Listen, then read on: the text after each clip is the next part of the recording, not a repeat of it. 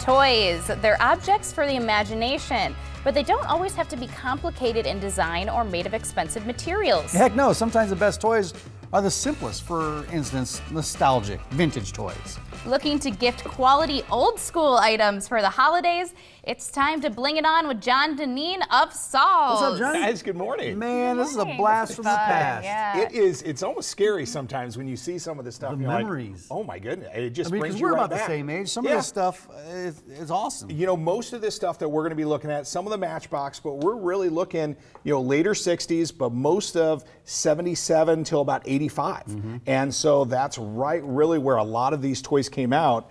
And Mike's going to the number one thing right now, of course. 77, 85 Star Wars. This is, it really is. I mean, these Star Wars toys, especially now that, you know, more movies are coming out, these things are just skyrocketing in price. We had some fans come in here during the Yes. break that are all about these. Did you sell any yet? Because I feel like they're looking to There buy. definitely might be. And so, Yeah. and once again, just like a lot of stuff, it's packaging. It's, you know, it's condition-wise. So the one that Mike's grabbing right there, that's Jawa, if everybody remembers in the show. Jawa. So that one right there is one of the most highest paid for figurines. That went actually about 2 years ago at Sotheby's in a lot better shape than that one for over $18,000. You're kidding. Yes. This tiny little thing? That little guy right there, This- all the original packaging, everything, went for $18,000. Is this the Mexican version? This is, yes, that one is. And so Yes, it was. this is what they call one of the first 12. So the first 12 figurines that they actually brought out,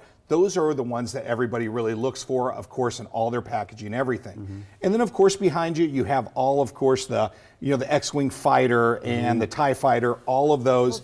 And once again, you go into packaging. This is not even opened. That one is not. So what they also came out in that time frame is MPC, which was a toy company back then, brought out Star Wars kits. And so this is an actual kit that's still sealed up, that when kids came home, instead of like a toy, they could actually put this little kit together, a little model. Well, let's open it real quick. Yeah, let's open it. Let's put it together. Yeah, This open up is the plastic. Right. great things if you want to kind of show your kids or even yourself, kind of go back and throw your back in the day. The Star Wars collection is just huge money right now, and especially for ones that are in great shape.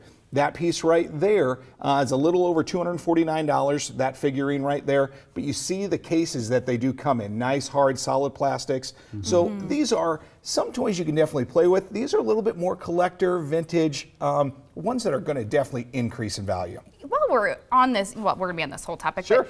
But say, what about toys these days? Are there any toys that you feel like maybe we should be holding on to, not opening? I mean, remember the whole Beanie Baby craze? Oh, I know. It's, you know, the Beanie Babies, and now, you know, Cabbage Patch Kids are coming back and everything. It's so tough to say because, you know, when we were younger and seeing these on the shelves, you got home, you had them ripped open in the car already. You didn't know you were ripping over and maybe something that's $10,000 nowadays. So it's so difficult to really tell, but the toy craze really is for the more vintage stuff right now.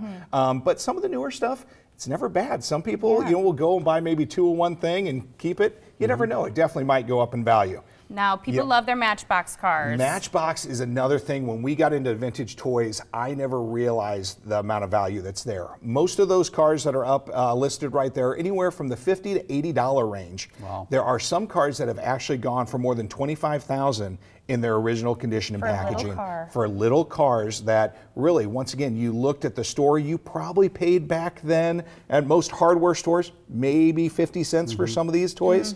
They're going for that. Do they have to be in the packaging? They do have to be in the packaging. Number one thing, most of the time the packaging on these things actually bring more money than the actual vehicle or toy. I don't remember these boxes, That's John. what you, and those are the old school boxes. Those are the right around 58, 59 into the early 60s. Those style packaging right there. Well, let's look at this. Aurora toys. Once again, right in the 1981s, 82s, these are once again kits as well that they brought out. So Halloween time, you could put these guys together. Some glow in the dark as well, like that one there. Great pieces, but once again, these guys still wrapped up anywhere from $150, $200. Then, of course, you had to put E.T. up there. Yeah, it's we can't. One of the first, 1982, one of the first toys that came in. Do it again. And so right there, the glowing heart, just a really neat kind of nostalgia thing to bring you back to your childhood a little bit. Something like that, definitely not very pricey, looking right around the $39 range, but just so neat. something I watched all the time, Oh, Bozo the Clown. WGN TV. Yeah, you know, I think if I would give my kids this toy game right now, they'd be like, seriously, What is cups this, and a Dad? ball. Yeah. I mean, I throwing wanted to it. play this game so bad. I'd get ready to go to school and I'd see them playing this. I Right. wanted to always play that game. It really was, and it's just nostalgia. It's great. Then as you move down, friction cars. So these are the 1950s versions. So these are what came out right when a lot of the steel cars came out. As you can kind of see, all steel, but they're friction style cars before a lot of the battery operated stuff goes. Yeah. Well, we are running out of time, John. Yes. I'm sorry. We've got some more G.I. Joe stuff. Obviously, people Great love stuff. their You just G.I. gotta Joes. stop in. Let's talk about Yes. this gorgeous piece really quick. 18 karat, we talked about blue topaz last week. 18 karat, almost a full carat worth of diamonds all the way around that 11 karat blue topaz right there. Whew. A nice, dark, rich color. What's great about this price, I keep going back to it, our viewers, $900 for a piece like that. Fantastic. You cannot beat it. And then this week we wanted to showcase, because definitely getting into the holiday time, we have a huge selection, and one of our best sellers are diamond bracelets. And this is my first bracelet. This is one of your first bracelets. This Look is at a that match. 14 karat, has a little over 3.5 carats worth of diamonds there. In the bracelet, what's great about these, we actually have a manufacturer that makes these. They're bendable. So any wrist, it's going to fit. It actually Okay. bends. There's So no you could clasp on the tighten, move it backside. up more Yep. or down, yeah. Just a great, great piece. Now these are a little bit more pricey. In a retail setting, a little over 3.5 carats is going to run you about $11,000.